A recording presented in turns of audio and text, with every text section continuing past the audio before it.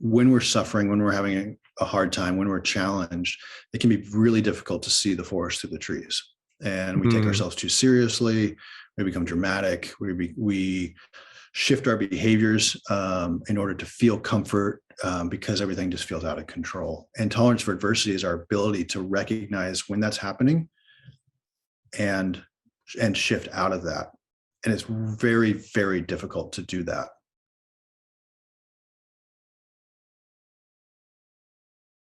Welcome back to another episode of the Peak Performance Life podcast. Today, I am very excited to be speaking with Matt Walker. Matt is a leadership coach and international mountain guide. He is someone who coaches a lot of very successful men, but doesn't coach them in terms of how to get better in business or things like that. He coaches them on the aspects of having adventure in their life, finding clarity on different things through adventure, stepping out of their comfort zones. We have something called a comfort crisis right now, which I'm going to have Matt speak a little bit about. So I'm really excited to have someone who's going to talk about doing things that are not common, doing things that are adventurous, that are fun, that bring passion into your life, bring clarity into your life, step out of your comfort zone. So Matt, thank you so much for joining us. I'm excited.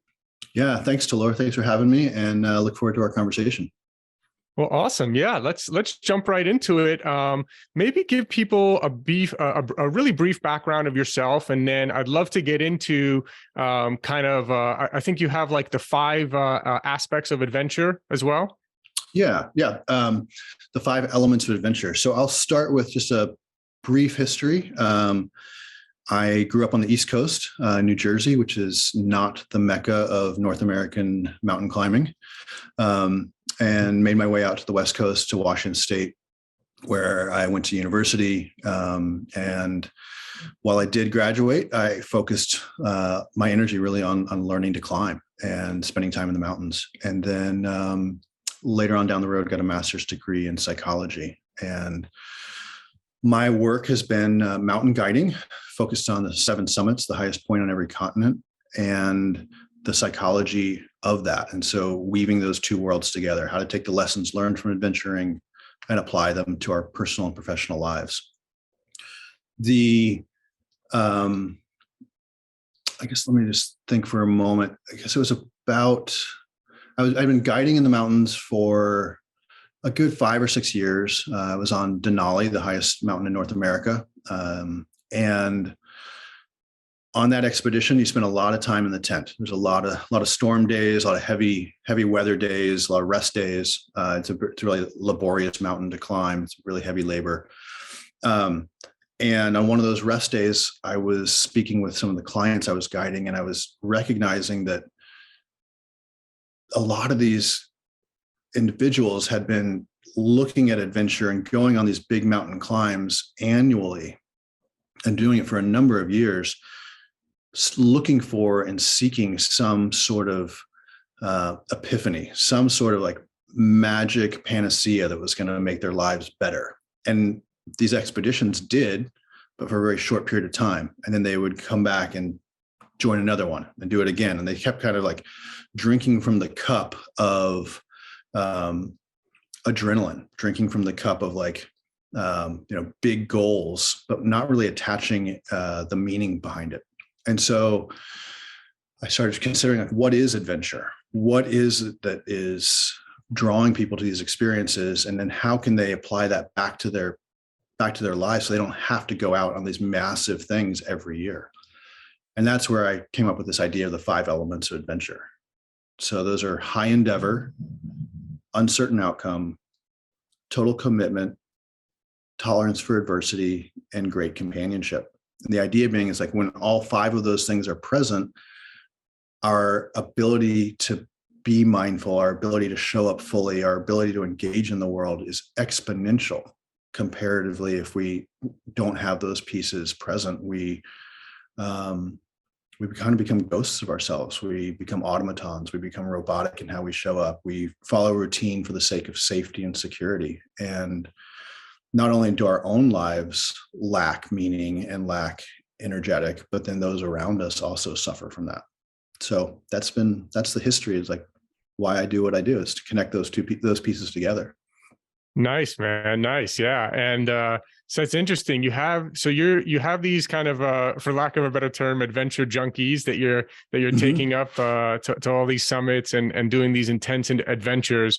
Um, and what do you think? Like, let's say someone's listening right now and they're living their comfortable normal life and they got their good job or good business and they got they're just kind of cruising along and like Mhm. what would you say to those people in terms of stepping out of their comfort zone and then maybe kind of relating it back to the five elements of adventure and maybe digging a little deeper there?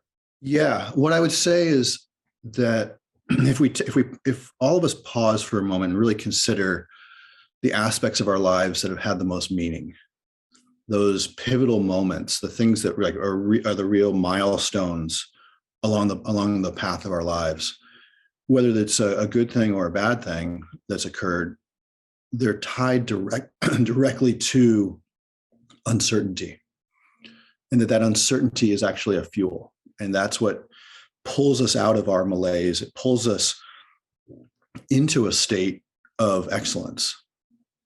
And yet, Mm, paradoxically, we push uncertainty away. We seek solutions where the outcome is known. And I would encourage us to think about, okay, and we can't have uncertainty constantly in our lives, or the stress level and the anxiety and the pain associated with that is too high. But there's a sweet spot where just a little bit more uncertainty allows us to show up more fully engaged. And so if someone is at a point in their life where they are in a high level of comfort, and there is a question of meaning, of existential curiosity and desire and exploration, that engaging with uncertainty is a direct path towards that solution. And for me, I found adventure is a container in which to play with uncertainty, to play with new ways of being, and then applying them back into our personal lives. So uncertainty can show up in so many different ways. And it can be the vulnerability in which we show up in our significant relationships and our primary relationships. Uncertainty can be how we decide to engage with as a parent. Do we step out and engage with our children in a way that deepens the relationship, or do we just follow a status quo and everyone kind of floats through the experience together? So uncertainty really is this kind of linchpin of the adventure experience. yeah, I like that. It's really interesting. I hadn't really specifically thought about that, but it's true. Like some of the most exciting things are when it's uncertain, when it's not just it's and things honestly, like when you're just doing the same routine, I think so many people deal with boredom, right? Mm-hmm. In terms of like, and then they just fall into bad habits because of the boredom, or they, are just, doing things that they, I guess regret later, or don't really help them in their life. Right. In terms of like, let's say you're just wasting time on social media, or just, watching mindless stuff, Netflixing all the time and things like that. So it's really, this kind of, doing something different, something challenging. It's always hard to in the beginning to get yourself to do it, but once you do, you're kind of always happy after the fact. Yeah. I think if we look at our addictive behaviors, they're frequently just tied to our ability. They're tied to a response from being dissatisfied with that present moment. So we seek out some sort of experience that's going to shift our way of being, that's going to distract us, that's going to feed us, that has a dopamine hit in some way, that's going to distract us from whatever pain we're experiencing, whether it's an emotional pain or physical pain, or like the boredom or malaise you're referencing. There's something that we're seeking to be able to step out of that. And sometimes we have an addiction to comfort. Like we just can't get out of the desire and need to be comfortable and to be safe and secure. And that perpetuates itself, so that stepping out of that gets more and more difficult over time. And that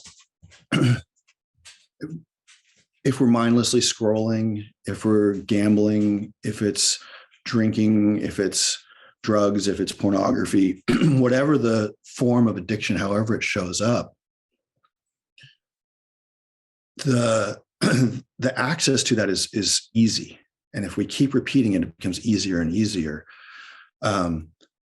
If we are intentional about how we decide to use our energy and we align our values and our actions, then it opens up the door to be able to show up in a different way. And that's where this idea of uncertainty and adventure comes into play. So I'd like to remind people that adventure doesn't have to be Outside Magazine and the North Face and National Geographic. It doesn't have to be climbing Everest. It's really how we decide to show up in these different aspects of our lives that are tied to that sense of uncertainty. So disrupting the flow of our normal patterns of behavior, looking at what are our personal values, what are the actions that we have associated with that, and making specific choices. And just as you mentioned, like getting out of the car to go for a run, those first 5 minutes are the most painful. And the first 5 minutes of any of these new routines and new behaviors are going to be the most painful. But shifting that pattern is key. It's key to that process. Yeah.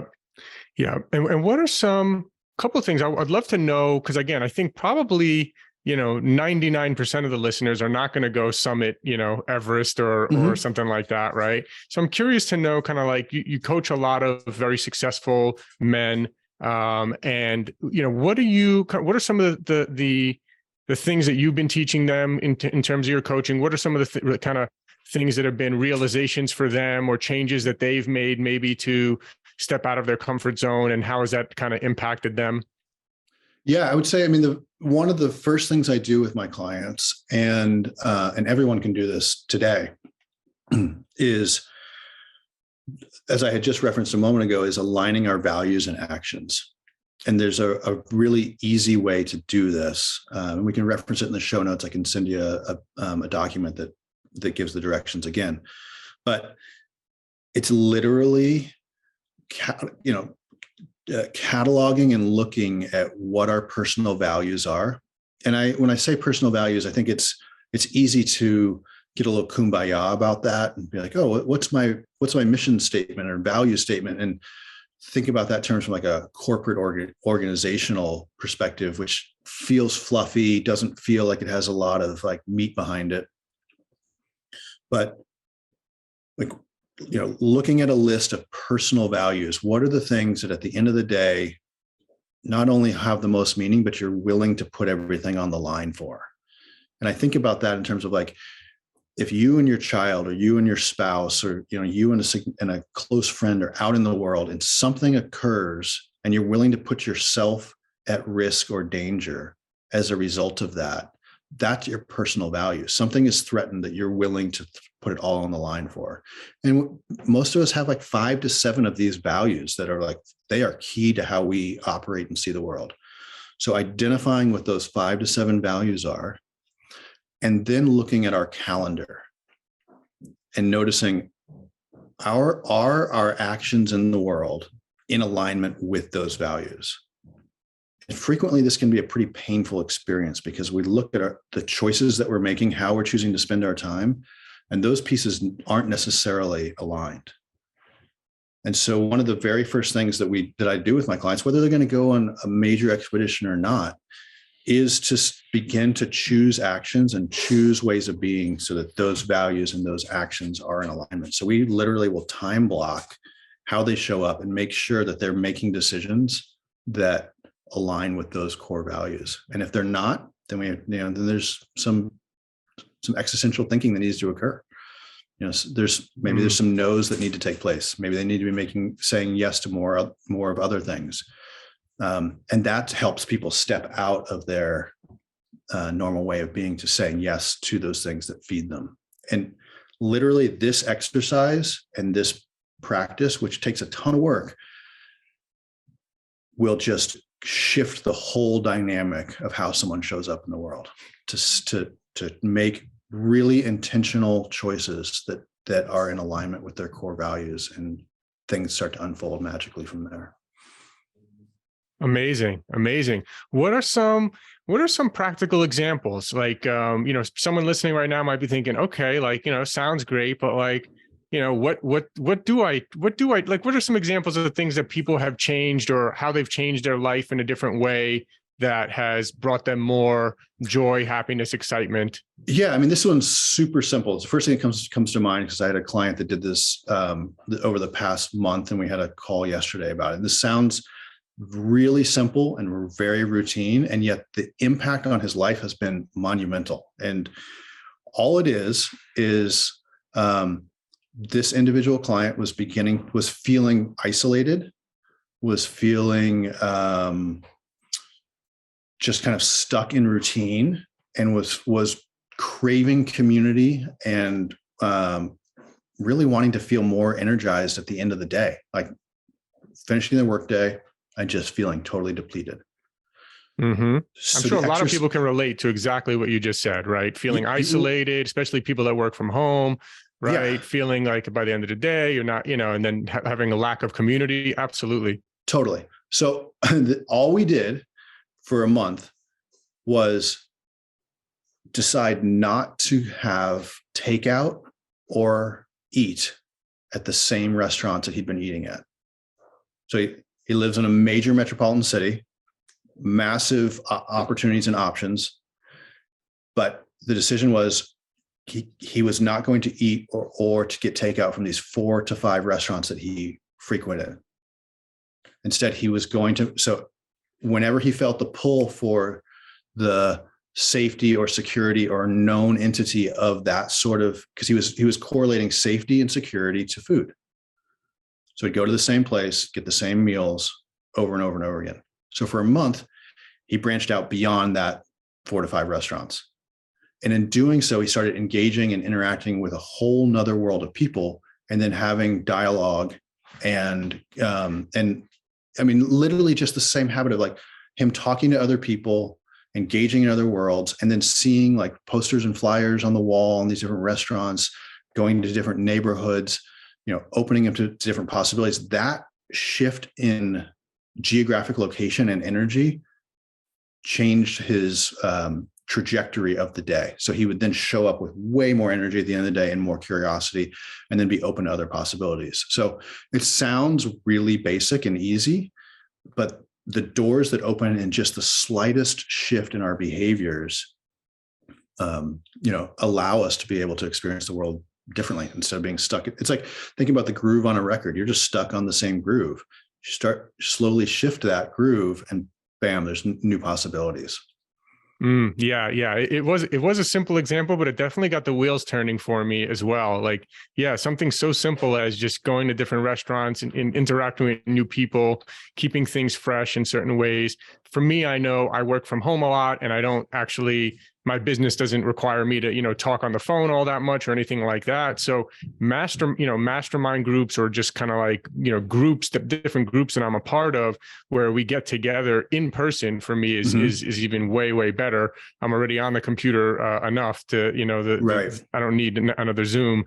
But the in-person stuff just really stimulates me as well. Just being around other great people. But what's weird about it, right, is like a lot of times I'm just like, oh, I'm in my routine. I'm like, oh yeah, like I want to go hang out with people, and then I'm just like, oh, I don't really have the time, or I'm not feeling like it, or whatever it is. And the time, it's almost like I have to like force myself. And then every time I do it, I'm happy that, I'm usually happy that I did, Right. And I think that piece there that you just hit on is, I mean, there is an aspect of grit and determination, and just kind of like suck it up and pull yourself up by your bootstraps, which is not my normal way of being. Like, I don't really subscribe to that, but there is a need for that in those moments. And I think the way to help you through that versus coming up to the barrier of excuse or lack of desire or lack of energy around it is that values and actions alignment. It's like, when I was in a better place, when I was feeling healthier, when I was feeling clarity, I made this decision. I made the decision that these actions need to take place. Instead, and if I don't, then I'm reinforcing the pain. I'm reinforcing the old way of being. Mm-hmm. So sometimes, like you're talking about, like a mastermind group, hopefully I really encourage more as we've exited the COVID era, more in-person gatherings, Mm-hmm. getting ourselves out of this, neck down, staring at the screen into the tube, the reinforcement of information and perspective it's crucial, and it does feed and fuel us. Yeah. Mm-hmm. Yeah. Yeah.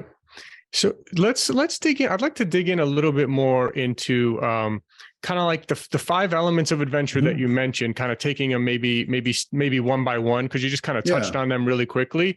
And then maybe looking at like within each one, maybe if we could find an example, of a real world kind of practice or example that would relate to it. Great. Yeah. So let's start with high endeavor. Yeah. So high endeavor, I talked about values and actions and alignment. That's really what a high endeavor is. It's kind of the Venn diagram where values and actions overlap. So we have personal values, we've got actions we take in the world. Where they overlap, that section of the Venn diagram is the high endeavor. And we only have so much capacity in the world for these high endeavors. They take a lot of energy, they take a lot of time. It's the things that hold the most meaning for us. It's the things that drive us. It's what I call BFGs, big fucking goals. So the aspects that like going to the grocery store is not a high endeavor, but teaching your child the skills, supporting your child's curiosity in a certain way and showing up for them consistently and developing that's a high endeavor. So the high endeavor piece is really crucial. Otherwise we're kind of just like on an amusement park ride where we're like getting a dopamine hit, we're getting some sort of positive experience that feels good in the moment, but it doesn't have the sustainability and legs to it that comes from something that really speaks to us and speaks to our core being. So our high endeavors shift and change over time. And I believe that that's one of the reasons why we can have a lot of existential crisis as we age and move through the world, as we hold on to the high endeavors that we identified with early in our life. And that part of our identity may no longer be present, but our attachment to it is. And so allowing for that shift and change, the high endeavors when we're 20 are going to be different than when we're 40 or when we're 60. So allowing for that and recognizing that shifts and changes. Yeah, it's really interesting what you just said there. Yeah, I mean, how many people are still kind of holding on to their past, high school athletic days? Oh, absolutely. Right. Like, yeah, I mean, it's the cliche, right, of the high school quarterback story. Right. Yeah, my glory days in high school. Like that's, while that may be true, but it's not present any longer. Right. Yeah. So how do you reinvent yourself now? What are you going to do now? Right. To reinvent yourself. And I find there's 2 types of people in the world. There's those that as their experience increases in the world, they shut down smaller and smaller because they have had success. And then the fear of not repeating that success and how that's going to impact their current identity becomes greater to the point where their world gets smaller.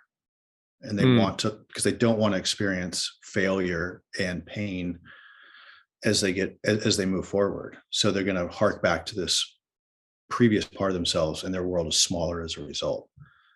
And then there are others that continue to fail forward and experiment and play, and that becomes a natural state. And so we've got kind of 2 ends of the spectrum, and most of us are kind of somewhere in the middle where we appreciate and hark back to our past while knowing that there's still more in the future, and we're kind of trying to figure out how to move between those 2 poles. Yeah, it's really interesting. It's really interesting. I actually recently had someone pass away that was, very close to me from my childhood. Mm-hmm. And it brought back all these memories and all the, it was my stepbrother who was my best friend. And it was just like, wow, like all these thoughts and memories and it was just kind of like, wow, like my childhood is over like that. that part of my life is over. And it was just like lots of thoughts and emotions that I had to process, obviously around the whole, the death of this person that I love so much, but also just like I'm not a kid anymore. Like, like that's not my, we used to go clubbing. We used to go, you know what I mean? Like, right. All But hours of all the stuff, While you may not, I mean, you aren't living in that plane any longer. You aren't a child. You aren't a kid. Right. But yet the characteristics and imprint from that era are still present within you. So it's the part, like, I think in this state, it's important to note the part of you that's never changing.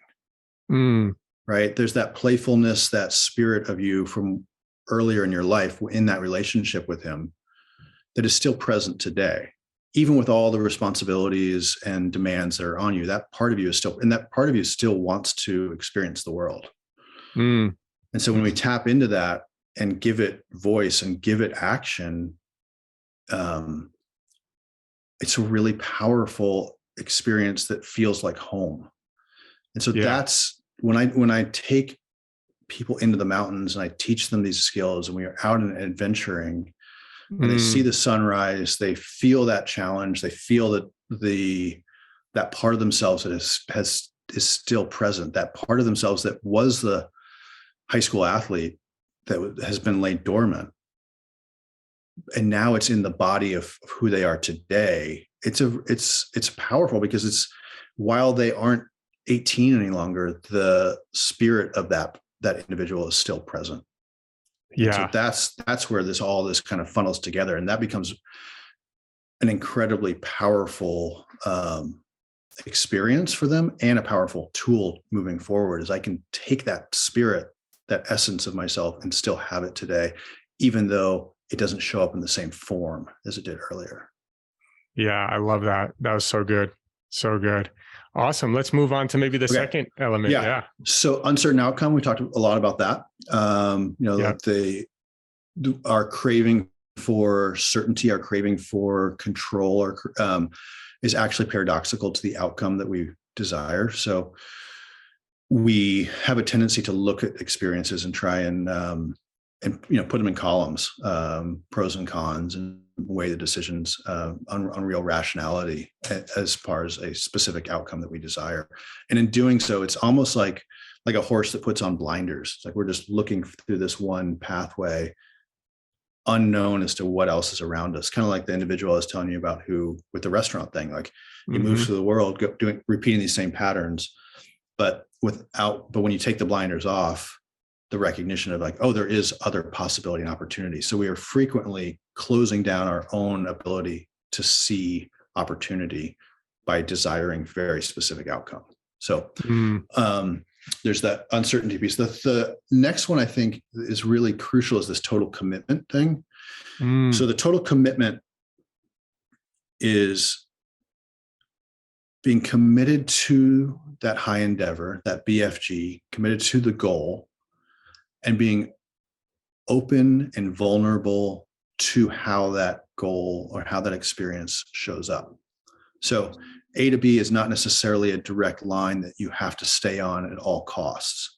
Instead, A to B is going to be meandering. It's going to have setbacks. It's taking in information along the way and changing and charting your course. So if we start with if we attempt to end with the same information that we start, we aren't open to access. We aren't open to information. We're not open to influence.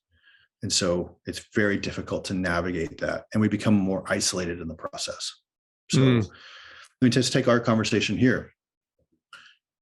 This conversation could lead to another one, and to another one, and to another one, which if I had started, my trajectory yesterday prior to this conversation and was stuck in my one path of getting there, I wouldn't be open to your influence and your perspective. But there is a part of total commitment that necessitates drive and grit and determination, and saying no to things that are not in service to that, while also being open to the possibility that there are other ways of doing it that are. And so you're kind of always holding the scales. You're deciding, you're constantly evaluating whether to be open to additional influence or closing down to say, no, this needs to stay more on track.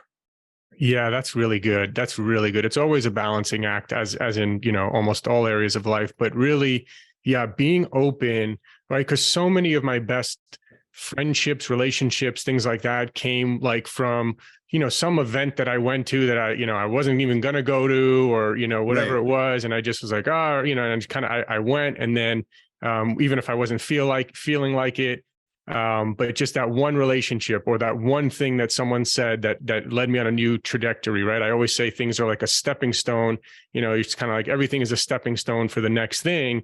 And if you're not taking that first step, then you don't get to start that journey. So, but you also have to, like you said, you also have to be aware of being able to say no, right? So that's where like the clarity, what you said before about writing down your values, and really people who listen to this podcast have heard me say many times how I'm really big on thinking time, quiet time. Every Monday through Friday, I'm typically going outside with my coffee, getting some sunlight, and just thinking high level, like what's really important to me? What do I really want to do? When I look back on my life as an old man, what will I regret doing or not doing?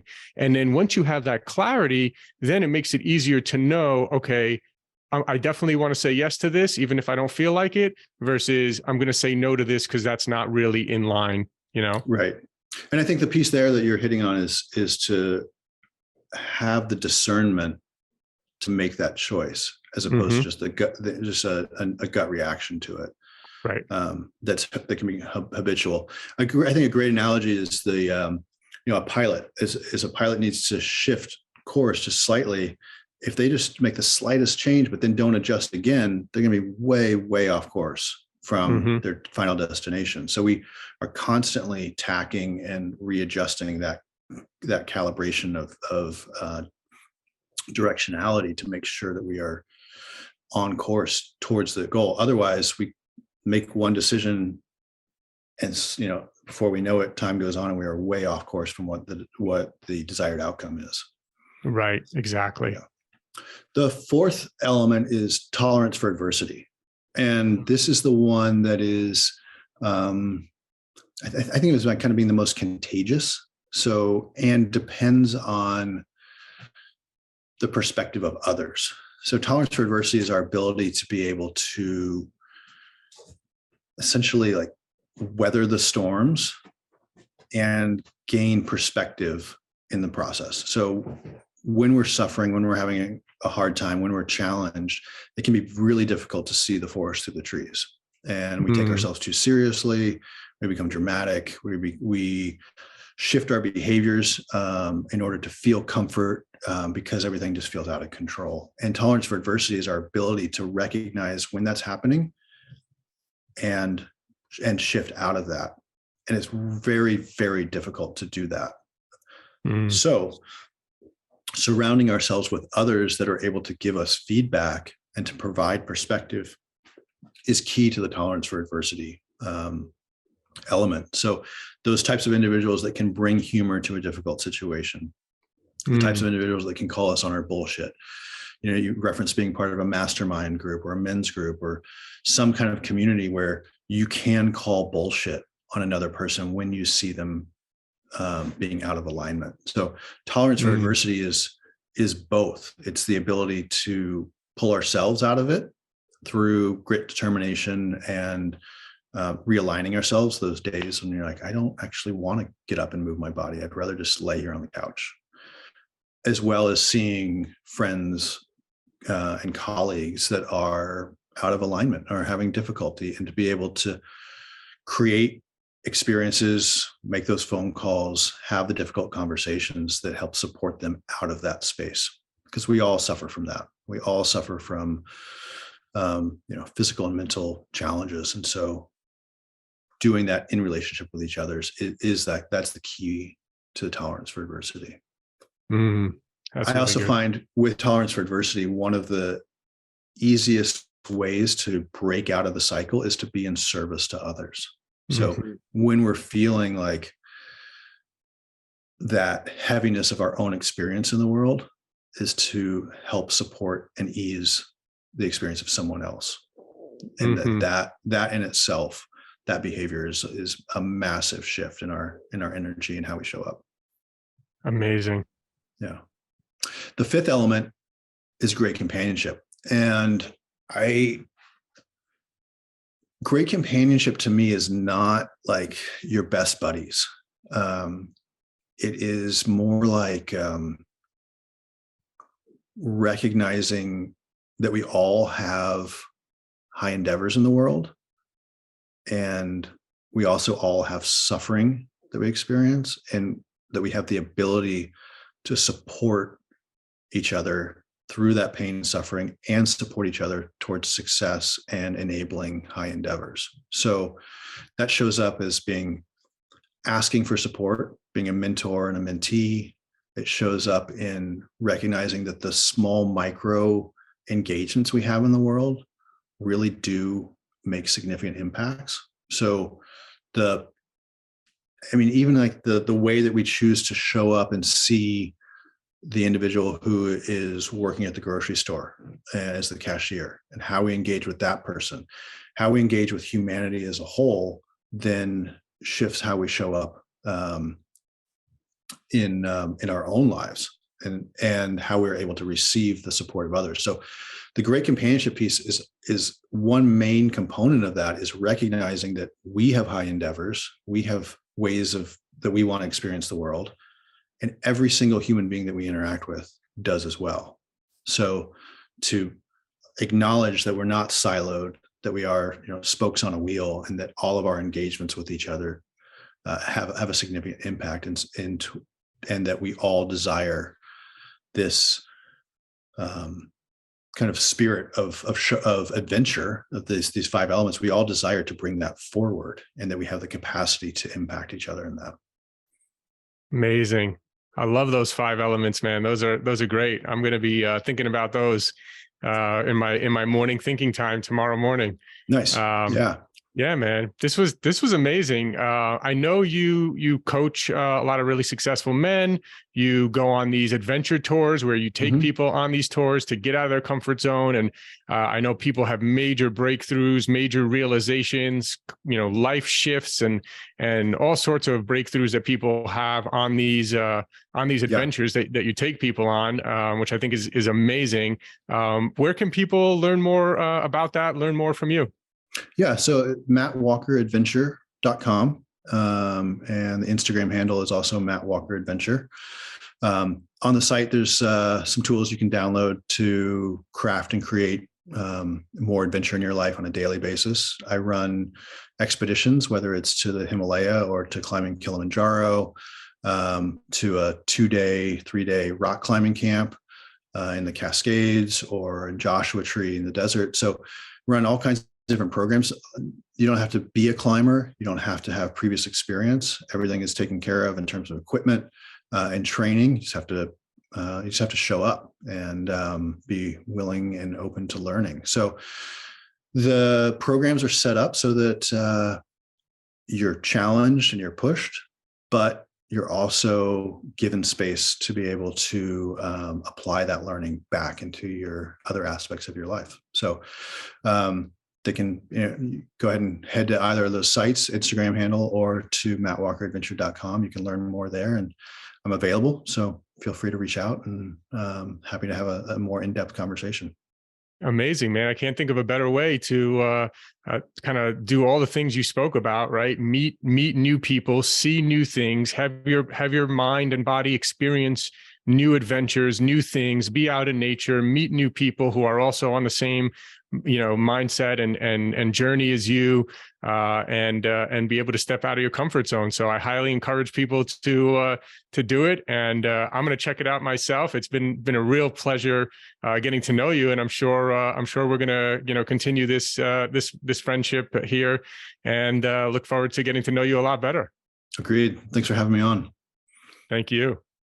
Thanks for listening. And just a reminder, if you haven't yet tried any of our Peak Performance products, you get 20% off your first order. We have one of the largest selection of USDA certified organic superfood powders, as well as very high quality supplements. And you get 20% off your first order at buypeakperformance.com. That's www.buypeakperformance.com.